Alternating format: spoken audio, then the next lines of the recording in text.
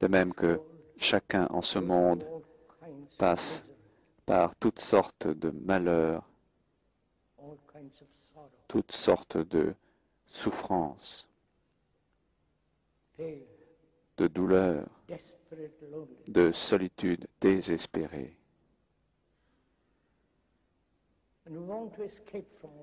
Et nous voulons échapper à tout cela.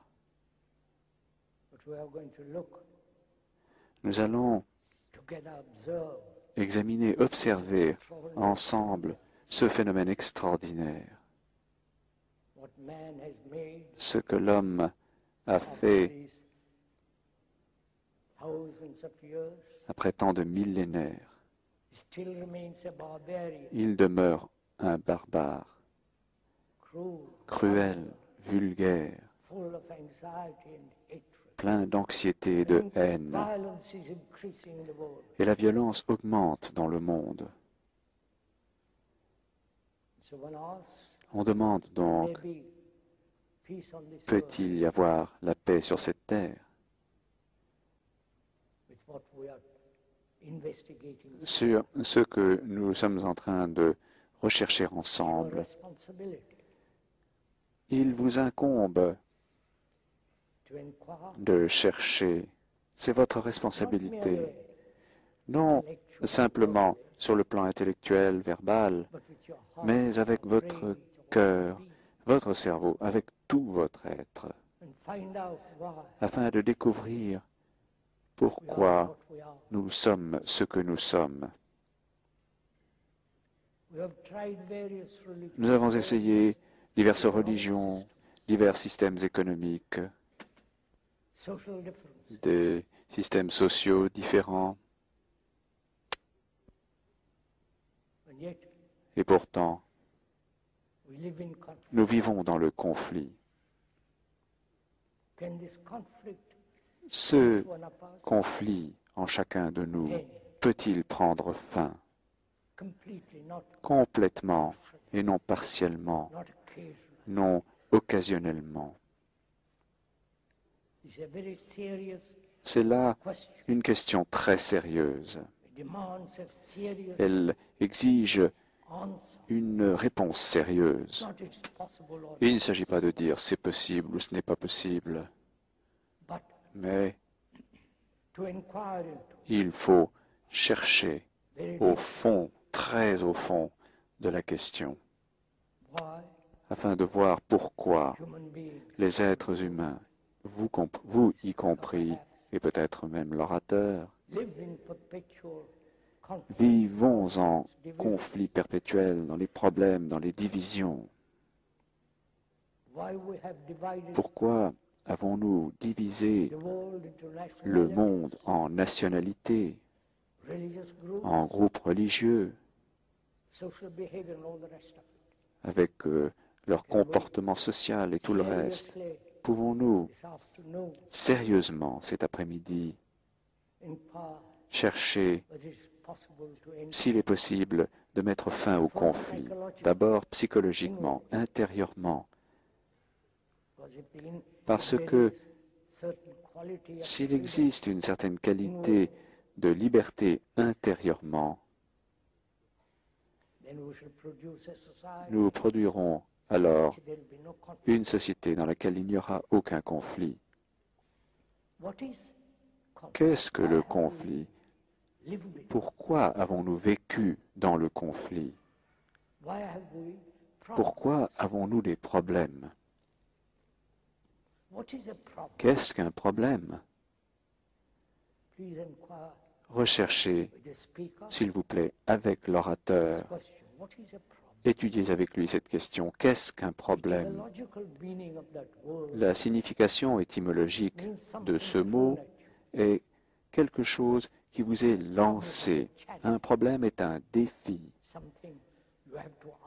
une chose à laquelle vous devez répondre.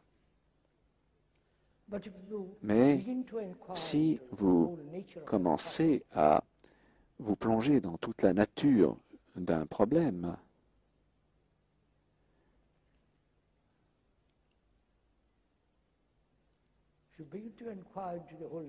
Si vous commencez à vous pencher sur toute la nature d'un problème, qu'il soit le plus intime ou un problème mondial, comme nous l'avons dit, la signification de ce mot étymologiquement est quelque chose qui vous est lancé. Je me demande si nous avons remarqué à propos de cette question de problème que quand vous êtes un enfant, que vous êtes envoyé à l'école,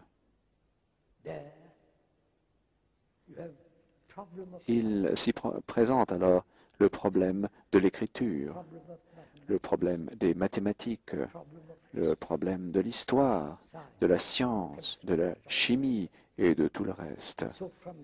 Donc, depuis l'enfance, nous sommes entraînés à avoir des problèmes. Prenez patience, je vous prie. Regardez la chose attentivement. Ainsi, notre cerveau est conditionné, entraîné, éduqué à avoir des problèmes. Observez cela pour vous-même. Et, je vous prie, ne vous contentez pas d'écouter l'orateur. Donc, depuis l'enfance, nous sommes entraînés, éduqués, conditionnés à avoir des problèmes. Et quand de nouveaux problèmes surgissent, ce qui arrivera inévitablement, notre cerveau étant déjà plein de problèmes, essaye de résoudre un nouveau problème et par là augmente le nombre de problèmes. Et c'est ce qui est en train de se passer dans le monde. Les politiciens partout dans le monde augmentent problème après problème et ils n'ont trouvé aucune réponse. Alors, est-il possible? Écoutez, s'il vous plaît. Est-il possible d'avoir un cerveau libre de problèmes, de sorte que vous puissiez résoudre des problèmes, et non un cerveau encombré de problèmes? Est-ce possible? Également, si vous dites que ce n'est pas possible ou que c'est possible, vous avez stoppé votre recherche. Ce qui est important dans cette recherche, c'est qu'il faut avoir énormément de doutes, de scepticisme, sans jamais admettre quoi que ce soit selon les apparences ou selon votre plaisir ou la gratification que vous en tirerez. La vie est bien trop sérieuse. Chaque être humain, qu'il soit noir, blanc, pourpre ou de quelque couleur que vous vouliez, et psychologiquement, c'est un fait, une vérité, et non quelque chose inventé par l'orateur. C'est observable. Vous pouvez le voir sur chaque visage sur cette terre. Et ainsi, psychologiquement, vous êtes le restant de l'humanité. Vous pouvez être grand de taille, petit, noir ou blanc, ou de quelque couleur que ce soit, mais psychologiquement, vous êtes l'humanité. Je vous en prie, comprenez cela, non pas intellectuellement ou idéologiquement ou par hypothèse. Il s'agit d'un fait réel, d'une réalité brûlante, à savoir que psychologiquement, Vous êtes le restant de l'humanité.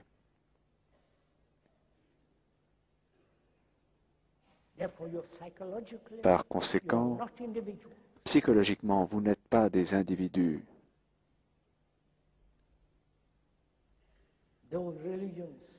Bien que des religions, certaines parties de l'hindouisme et du bouddhisme exceptées peut-être, ont encouragé le sens d'une croissance individuelle en sauvant des âmes individuelles et tout cela. Mais en fait, dans votre conscience,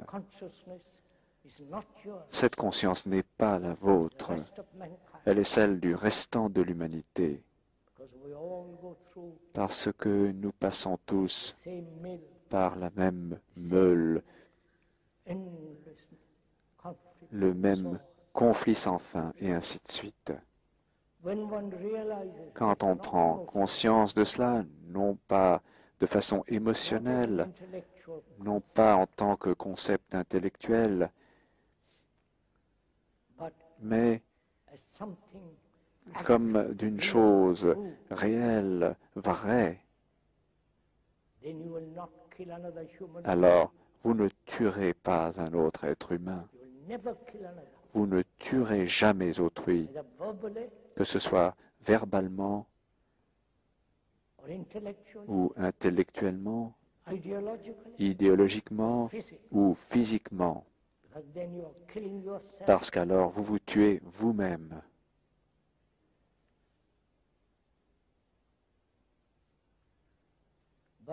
Mais